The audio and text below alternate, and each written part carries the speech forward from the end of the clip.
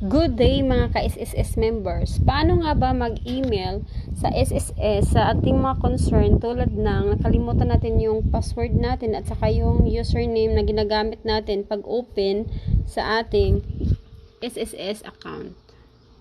Turo ko kung paano mag-email nang makakuha tayo ng response from SSS branches kung saang lugar ka nakatira.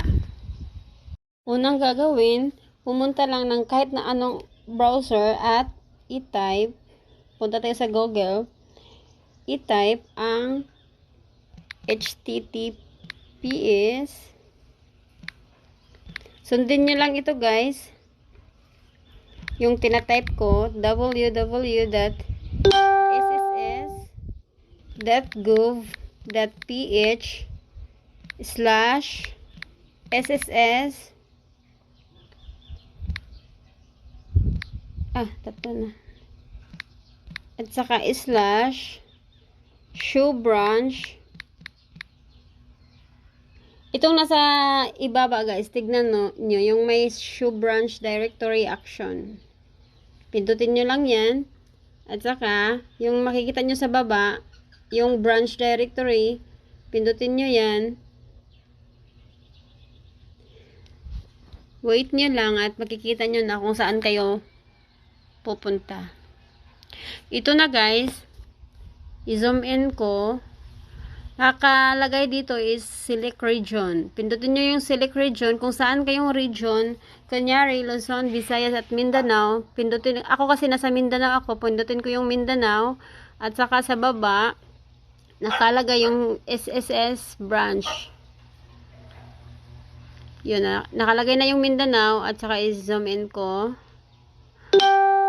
Yung SSS branch kung saan ka, sa akin kasi Cagayan de Oro, pindutin nyo lang yan kung saan kayong lugar at saka hintayin nyo lang guys kasi mag-open pa sila at tignan nyo yung email na nakalagay sa ibaba, i-zoom in ko. Ito yung email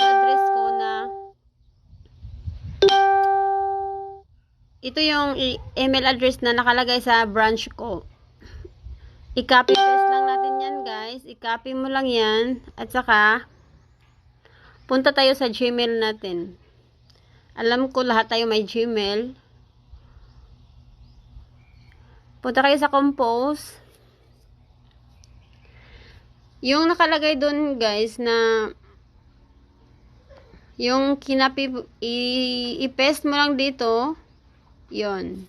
At saka, ilagay nyo yung subject kung ano yung gusto nyong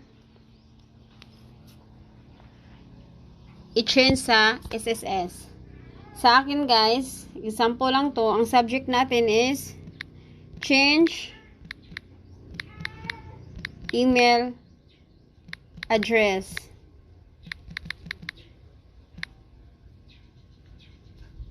Pwede din yung user ID or forgot password, pwede din nyo yun din lagay dyan sa subject nyo. At saka, dito sa ibaba, ganito yung ilagay natin guys. Magandang araw.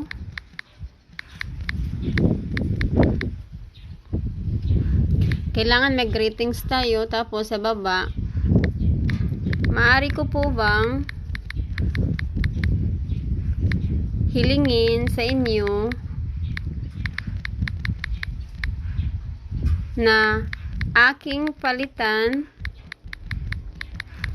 ang aking email address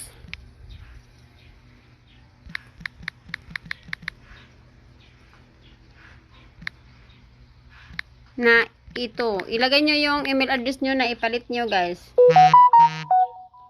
At saka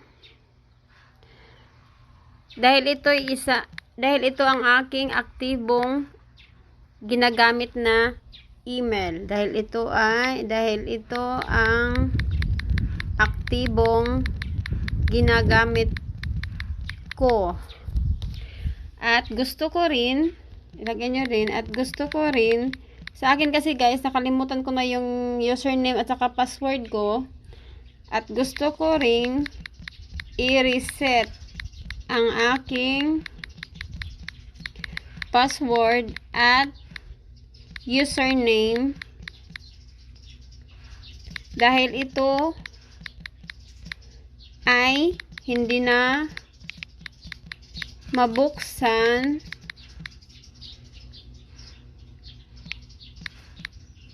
dahil sa hindi wastong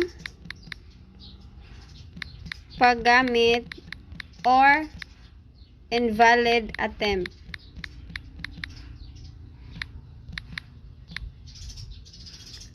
Sa baba guys, ilagay nyo dyan yung pangalan nyo.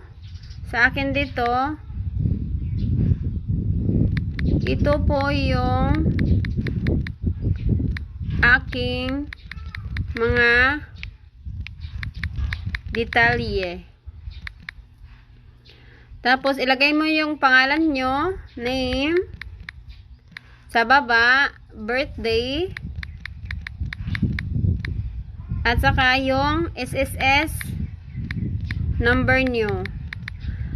At saka, guys, dapat mag-attach kayo ng picture ng SSS ID nyo, back to back, kailangan back to back, or pwede din siguro front lang, kasi yung sa akin, front lang yung sinend ko at nag-reply agad yung SSS sa akin.